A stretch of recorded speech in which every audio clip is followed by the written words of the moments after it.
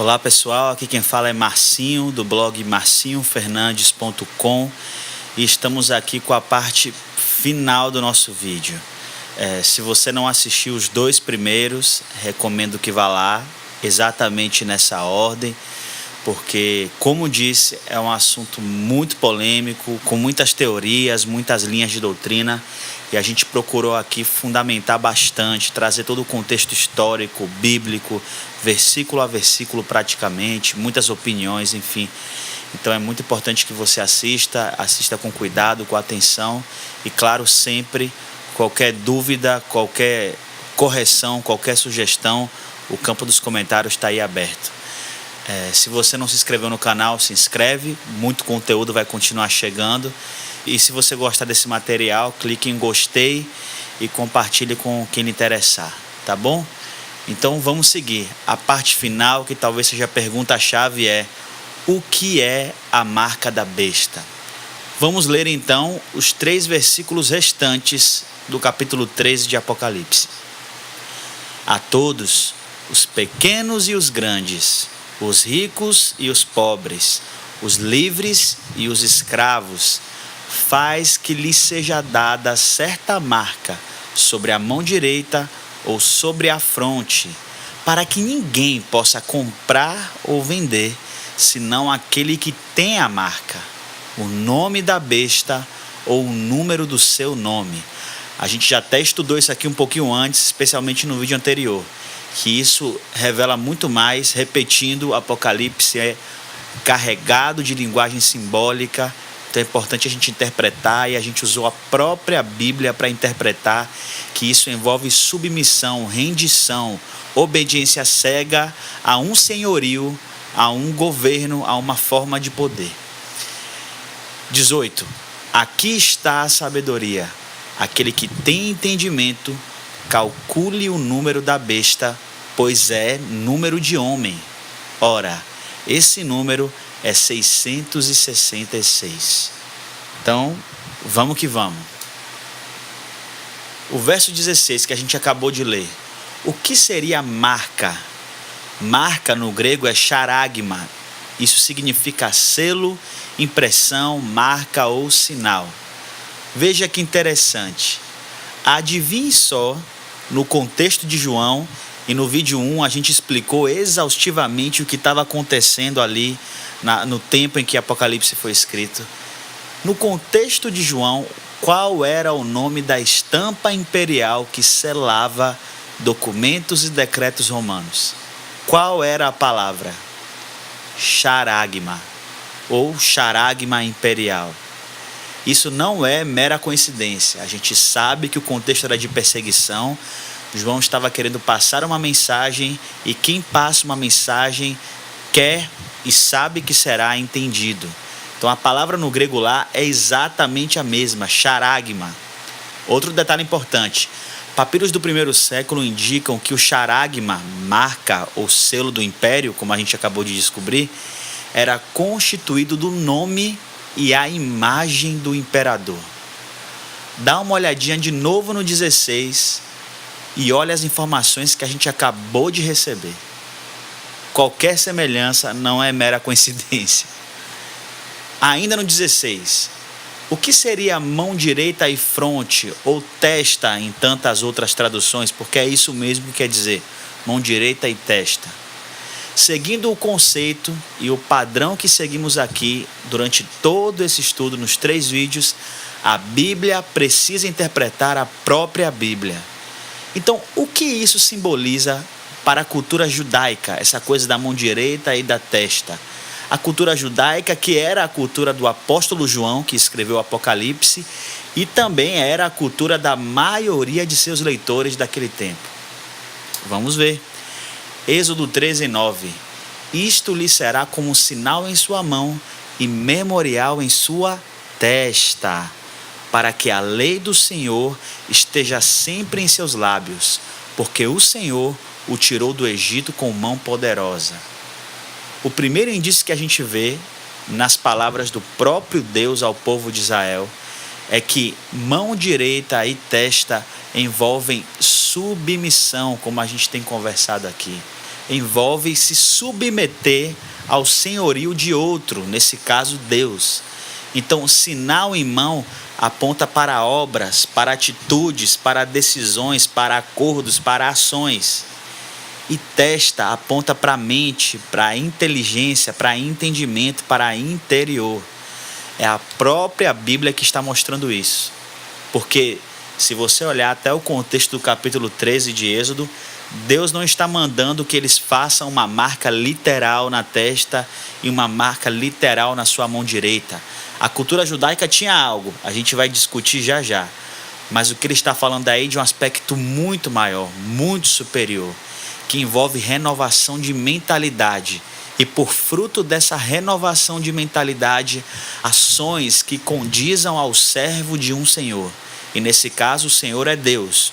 Ou no caso do Apocalipse, o Senhor é, no final das contas, o dragão, que é o mesmo que usa a besta, que usa a segunda besta, o falso profeta, e movimenta esse poder e essa influência no entorno deles. Ok? Então vamos seguir. Como acabamos de dizer, isso tudo aponta para a submissão, rendição, obediência com as obras, mão direita, e o entendimento, testa. E isso é a tônica do que a gente tem dito ao longo de todo esse estudo sobre o Apocalipse, na questão de marca da besta, falso profeta e tudo mais.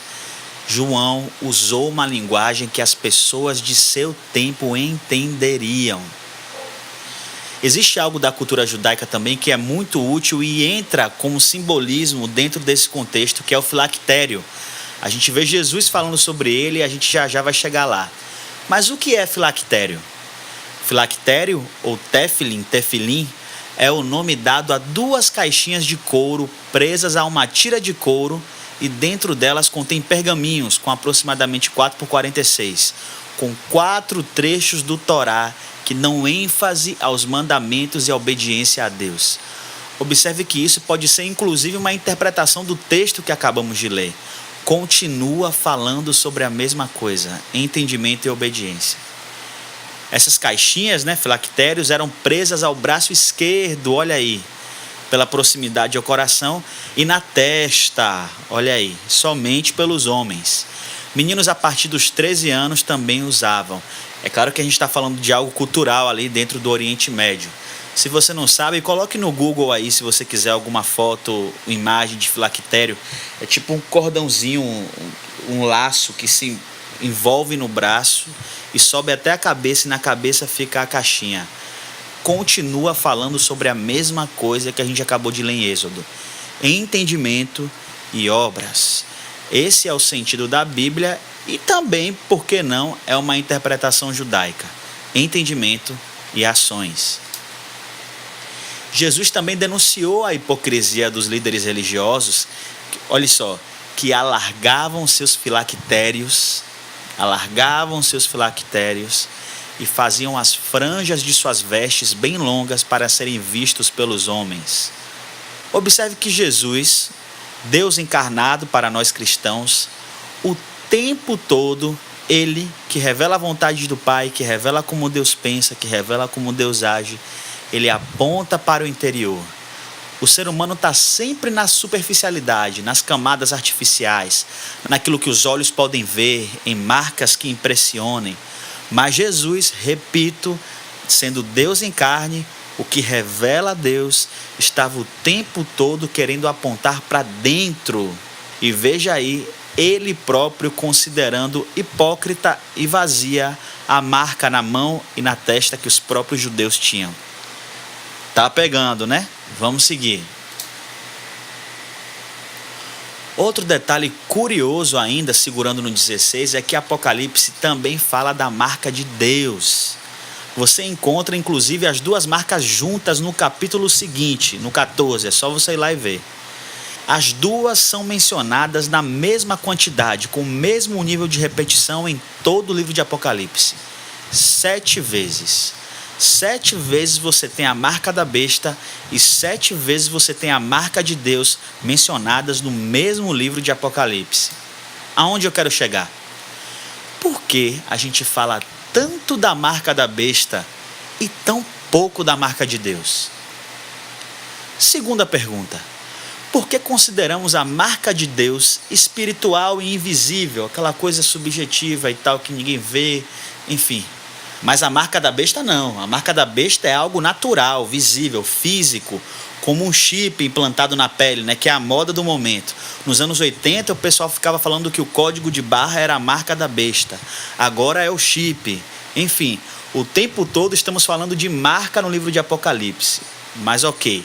Já que as duas estão juntas no mesmo contexto e dentro do mesmo livro, falando sobre o mesmo assunto, não é contraditório que a marca de Deus seja espiritual e invisível, mas a marca da besta é natural e física? Isso não é um pouco estranho? Mas vamos para o 17 agora. Para que ninguém possa comprar ou vender, senão aquele que tem a marca, o nome da besta ou o número do seu nome. A gente já viu aqui ao longo de todo esse estudo, no contexto histórico de Apocalipse, a adoração ao imperador se transformar em obrigatória para todos os povos. Era uma adoração imposta e eles se viam como deuses, e a gente já explicou isso aqui e mostrou inclusive historicamente. E a gente também já mostrou que a confissão básica da fé cristã, Jesus Cristo é o Senhor, é uma afronta direta ao decreto romano. E só para relembrar, a gente mostrou aqui o templo a César, as inscrições encontradas em Éfeso sobre Nero, Deus Todo-Poderoso e Salvador. Mostramos também Domiciano, chamado de Nosso Senhor e Deus, e etc. Espero eu, pelo menos, que esteja mais do que claro que a besta do Apocalipse é o Império Romano e seus Césares. O falso profeta também foi explicado no último vídeo. Provamos aqui, creio eu pelo menos, que é o sistema religioso judaico com seus líderes encabeçados pelos fariseus e saduceus. Então, como alguém pode comprar ou vender ou não pode comprar ou vender dentro desse sistema? Aquele que pode comprar e vender reconhece, recebe, aceita, se submete ao sistema romano, ao senhorio e à divindade dos imperadores, e ele recebe, como temos visto, espiritualmente, porque entregou sua submissão, sua mente aos imperadores e aos Césares, ele recebe a marca da besta, ou o nome da besta, ou o número do seu nome. Porque ele está dentro de um sistema, aceitando fazer parte de uma lógica, e assim ele pode ser muito bem aceito, comprar e vender, entrar e sair, passear, viajar e tudo mais. Para aqueles que negam o senhorio do imperador romano, a gente já mostrou aqui o nível de tirania e opressão. Fica muito complicado fazer qualquer uma dessas coisas. Repito, se a marca de Deus é espiritual, a marca da besta precisa ser espiritual também. Precisa envolver entendimento, testa, e precisa envolver ações, mão direita, obras. Agora, uma curiosidade interessante. A gente aprende na própria Bíblia que as moedas tinham a imagem de César.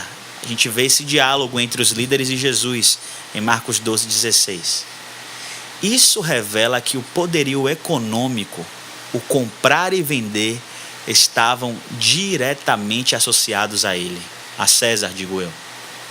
O único Senhor, veja isso, o único Senhor que Jesus compara a Deus em domínio é o dinheiro. Você pode ver em Mateus 6,24. E no final desse mesmo discurso, Jesus entrega que são os pagãos. São os pagãos que vivem desesperados atrás dele e do que ele pode comprar. Observe como essas falas, como a fala de Jesus é profunda. Como revela tantas coisas quando a gente pega um texto e coloca a fala de Jesus em cima. Se o dinheiro pode ser um senhor como Deus, e se os pagãos vivem em função dele, e se o dinheiro, a cédula, tinha a imagem de César, continuamos falando da mesma coisa, da mesma pessoa, do mesmo domínio e da mesma marca. Outro detalhe, Jesus não disse que é proibido fazer comércio com a moeda do império ou pagar impostos. A gente conhece essa frase clássica dele: dai a César o que é de César e a Deus o que é de Deus. Mas a gente também vê nas escrituras o amor ao dinheiro é a raiz de todos os males. O que eu entendo com isso? Viver sob o domínio, o comando do dinheiro, mentalidade, testa, e fazer obras, mão direita, de tudo para obtê-lo, pode, metaforicamente, indicar uma vida marcada pela besta também. Fazendo um paralelo com o nosso tempo, a gente percebe que, em geral, está todo mundo entre aspas, é claro, angustiado, ansioso e sofrendo, mas ninguém está admitindo. Até que ponto essa marca não está nas pessoas hoje? Não a marca no sentido literal de que você vai para o inferno, vai ser condenado, vai perder salvação. Mas no sentido metafórico, no sentido de analogia, até que ponto nossas testas e nossas obras estão marcadas com essa marca? No fundo, quem está feliz, quem está satisfeito? Quem tem mais, quer mais, quem tem pouco, quer mais, quem tem mais ou menos, quer mais. As coisas não respondem e depois que elas chegam, elas se corrompem e tudo mais. Eu não quero mudar o foco disso aqui, mas perceba como é profunda essa revelação da marca sobre o seu entendimento sobre as obras. Ajuda muito a organizar os pensamentos e colocar as prioridades no lugar certo. Para quê? Para conseguir ser amado por Deus, ser aceito por Deus, ser favorecido por Deus? De maneira nenhuma, mas para viver uma vida melhor, um pouco mais leve, livre dos estresses, das doenças psicossomáticas que afetam tanto o corpo, muito por fruto dessa agonia, dessa marca que a gente carrega em nossa fronte e carrega em nossa mão. Eu repito para que você não fique assustado, eu estou só fazendo uma analogia, não é disso que esse texto está falando, não é do nosso tempo e não é para o nosso tempo. E a gente vai continuar estudando isso até todos os medos e angústias saírem do seu coração. Vamos seguir. Curiosidade 2. Vi alguns textos informando que os imperadores do primeiro século marcavam fisicamente seus escravos. Isso pode até ser verdade, mas eu não consegui achar comprovação histórica suficiente. E além do mais, o texto não fala apenas de escravos, mas de todas as pessoas, como a gente acabou de ver no verso 16, tá bom?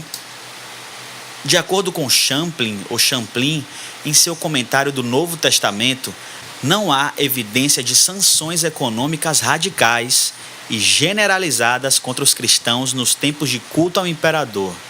Mas veja, no entanto, ali há provas de que havia boicote social dos cristãos, incluindo alguns fatores econômicos. Olhe de novo agora para o verso 17 e veja esse texto. Ninguém pode comprar ou vender senão aquele que tem a marca. Ninguém pode ter paz dentro desse sistema senão aquele que tem a marca. Mas vou dar mais um texto para você. Esse texto é do livro, ou conjunto de livros, História Eclesiástica, escrito por Eusébio de Cesareia. Um cara que passou também por outra perseguição, ele está falando dessa na verdade, mas a gente consegue, justamente por ele estar em um tempo muito próximo ao da perseguição de Apocalipse, a perseguição de Apocalipse 13, a gente consegue ter uma ideia histórica melhor. É um cara que, como eu disse, viveu em um tempo próximo e teve acesso a vários documentos históricos que nós hoje não temos mais acesso. Olha o que ele falou. E ocorreu que o adversário atacou com todas as suas forças, como prelúdio já do descaramento de sua vinda iminente. Meteu-se por todos os lados, acostumando os seus e exercitando-os de antemão contra os servos de Deus. De forma que não só nos expulsam das casas, olha o boicote social aí, não só nos expulsam das casas, dos banhos e das praças, mas que inclusive proíbem que algum de nós deixe se ver de qualquer forma, em qualquer lugar que seja. Olha o nível de opressão, de discriminação, de segregação que aconteceu dentro do domínio da besta, do Império Romano, de seus Césares. Eusébio de Cesareia viveu exatamente no mesmo contexto. Olha o que ele está falando. Aí eu repito, leia de novo 17 e veja de novo o que ele está falando. Vamos seguir. Finalmente, verso 18. Aqui está a sabedoria. Aquele que tem entendimento, calcule o número da besta, pois é número de homem. Ora, esse número é 666. A gente já entendeu até aqui o contexto terrível de perseguição e sofrimento aos cristãos. A besta como o Império Romano daquele tempo e seus Césares. Os líderes judeus religiosos, como os falsos profetas que alimentavam a opressão do império, motivados por seu ódio ao nome de Jesus, e Satanás, o grande dragão, como o maestro de tudo isso. A gente viu também que o contexto histórico do século I revela que a maior parte dos cristãos era formada por judeus convertidos a Cristo. Tenha tudo isso em mente para o que vamos ler agora. Como calcular o número da besta, então? A palavra entendimento, aqui no aquele que tem entendimento, do verso 18, é nous, que também significa mente, lugar da consciência reflexiva. Interessante é que esse mesmo termo também é usado em Romanos 7, do 23 ao 25, para falar da natureza pertencente ao nascido de novo em comparação com a natureza da carne. É o mesmo termo. E o que tudo isso significa? João está usando um código, justamente por causa da perseguição que a gente já tanto viu e falou. Por que ele está usando o código? Para que essa mensagem chegue até os que possam interpretá-la e entendê-la.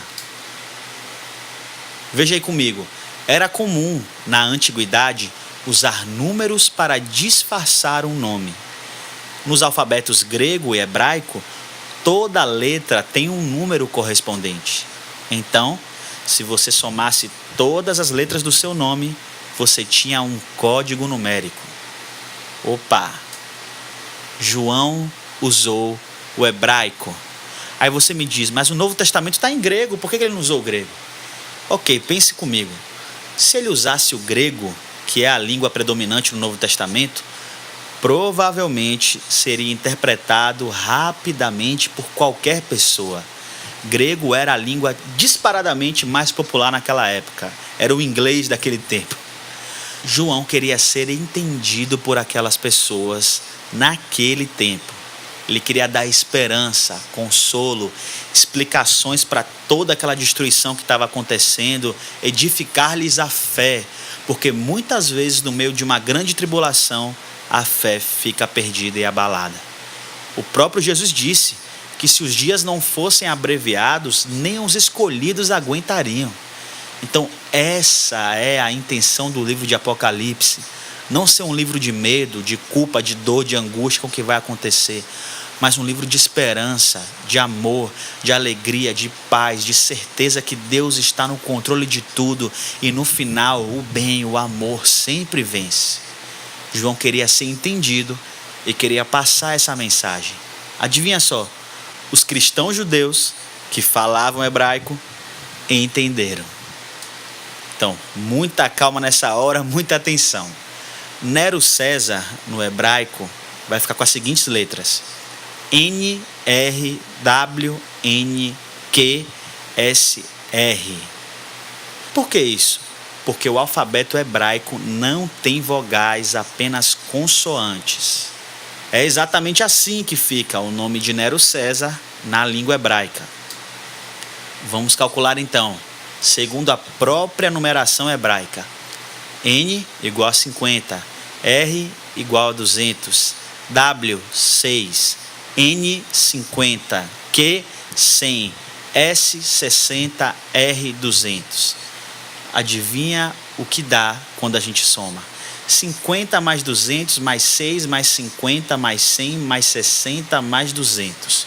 Os números que a gente acabou de ver aí do nome de Nero. 666. Se a gente olhasse só o contexto histórico, só o contexto do próprio livro de Apocalipse, seria até desnecessário colocar esse número. Mas João queria passar tanta certeza, tanta segurança, ele queria tanto ser entendido, que ele colocou esse número. E esse número entrega o nome de Nero, um imperador que está praticamente descrito ali no Apocalipse 13, como a gente acabou de ver. Outro detalhe importante que ainda confirma Nero: alguns manuscritos trazem a inscrição 616, porque o alfabeto grego e o hebraico, pela maneira de contar, são muito aproximados. Então, em alguns manuscritos encontra-se 616, mas 616 é a forma latina também para o nome de Nero. daria NRWQSR. Veja, meu amigo, veja, minha amiga, de qualquer maneira, o número da besta vai dar sempre Nero, vai encontrar sempre em Nero o seu endereço. Qualquer semelhança não é mera coincidência. Pessoal, isso aqui é muito importante. Nero foi a personificação da besta? Sim, foi, a gente acabou de ver isso. Mas a gente também viu aqui, ao longo de todo esse estudo e também através da história, que o Império Romano, através de seus Césares, inclusive os seguintes a Nero, define a besta do Apocalipse, um instrumento do dragão para eliminar o nome de Jesus Cristo da face da terra, em bases mais sólidas. Por que isso? Eu coloquei o texto aqui, Apocalipse 12:12. É um capítulo antes do 13, obviamente. Sendo assim, celebrai, ó céus, e vós, os que neles habitais. Entretanto, ai da terra e do mar, pois o diabo desceu até vós, e ele está completamente encolerizado, porquanto sabe que pouco tempo lhe resta para seu fim. Lembrando lá do nosso primeiro vídeo, o livro fala sobre coisas que brevemente devem acontecer. O ápice dessa perseguição, dessa grande tribulação, foi sim o ano 70 depois de Cristo, como a gente tentou descrever aqui exaustivamente, mas perseguições também continuaram. Jamais foram igual a 70, mas esse espírito da besta, essa marca da besta, essa motivação da besta, ela permaneceu ainda por alguns séculos. E sem querer sair muito do assunto e ir para outro, isso concorda com a Bíblia. 1 Coríntios 15 diz que é necessário que ele reine até que todos os seus inimigos sejam colocados por escarbelos de seus pés. Então é um processo de vitória gradativa. Assim como o próprio Jesus disse a Pedro, as portas do inferno, ou melhor, do Hades, não podem prevalecer a igreja. E a igreja que eu estou falando, por favor, não pense em um sistema evangélico, não pense em um sistema católico, não pense em um prédio. Eu falo no movimento de Jesus Cristo, no movimento de amor, de mentalidades livres e conscientes de que onde o amor chegar, o amor, veja, eu estou falando do amor aqui, o amor vai vencer. E é isso aí, é com isso que eu quero que você foque. É uma cultura, talvez até uma herança que a gente tem do catolicismo medieval, de ficar mistificando e ficar amedrontando e ficar mandando áudios e fazendo vídeos. Às vezes até a nossa alma projeta tanto isso que a gente começa a enxergar o mundo e qualquer fato que aconteça com essa ótica. Mas o que a gente tem que focar, gente, é na marca de Deus, é no que Cristo fez. Por isso, eu vou encerrar esse texto, vou encerrar esse estudo, porque a gente já concluiu os assuntos com o amor do nosso Pai. Nisso é aperfeiçoado o amor em nós, para que no dia do juízo a gente tenha confiança. Ei, você pode andar seguro. O amor se aperfeiçoa em você, para que você chegue no dia do juízo cheio de segurança, cheio de confiança. Sabe por quê? Porque segundo Cristo é, também você é neste mundo. Também nós somos neste mundo. Que lugar de segurança espetacular. Como bem diria Paulo, estou bem certo de que nada, morte, vida, presente, passado, futuro, porvir, o que está no alto, o que está embaixo, nada mais pode me separar do amor de Deus que está em Cristo Jesus. Se nada mais pode te separar, nada mais pode te separar. Porque fiel é aquele que prometeu e poderoso é aquele que esmagou seu próprio filho para aceitar você numa cruz.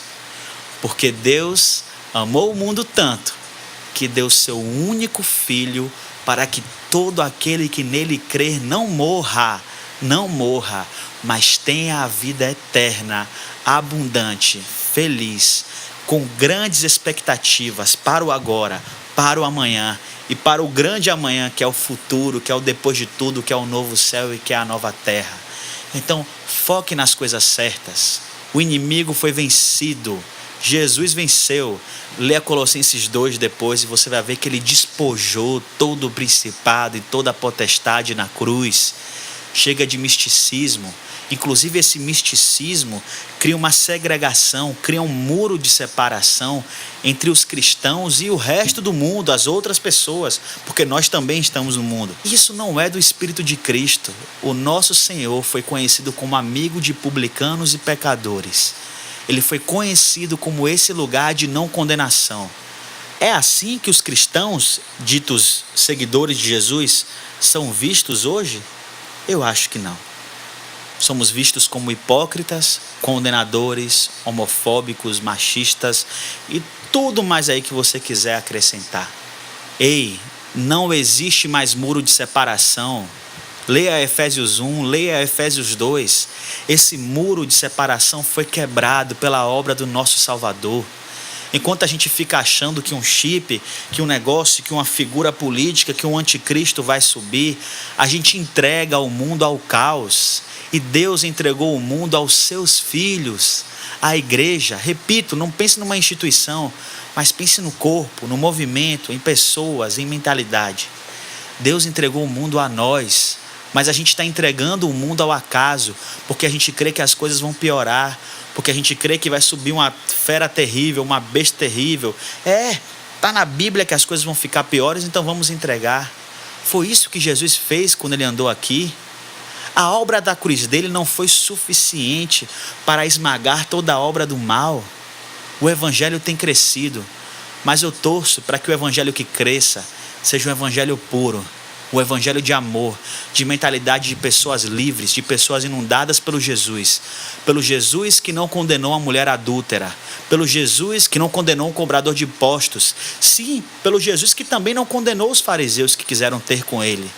Esse Jesus, isso é a revolução do evangelho. A besta, meu amigo, a besta já veio.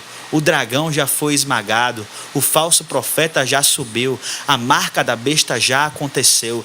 Nenhum tempo foi pior do que o tempo do primeiro século. Isso foi uma promessa do próprio Cristo. É tempo da gente parar de demonizar as pessoas e entregar o mundo ao acaso e começar a se envolver e se engajar com a alegria de que a destruição foi tragada na vitória do nosso Senhor. E começarmos a amar as pessoas, lidar com as pessoas e fazer diferença nesse mundo que foi dado pelo nosso Pai de bandeja para a gente. Você não veio por acaso nesse tempo.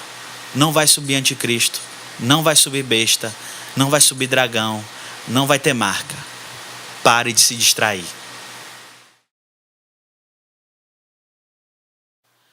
Mensagens, músicas e muito mais em marcinhofernandes.com.